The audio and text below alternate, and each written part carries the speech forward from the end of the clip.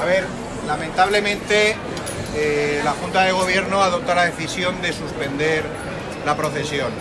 Los criterios, lógicamente, pues son, aparte del tiempo, preservar la seguridad de la gente, de los costaleros, de las mantillas y demás.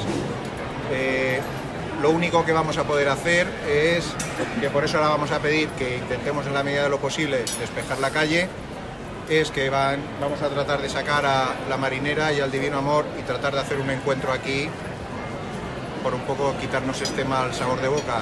Lo siento, después de 2 años tener que adoptar la decisión, pero creo que aquí lo que tiene que primar es la seguridad de la gente de la cofradía y del patrimonio que llevamos detrás. ¿De acuerdo? Lo siento mucho. Ahora sí que por favor les pido que... Si son tan amables,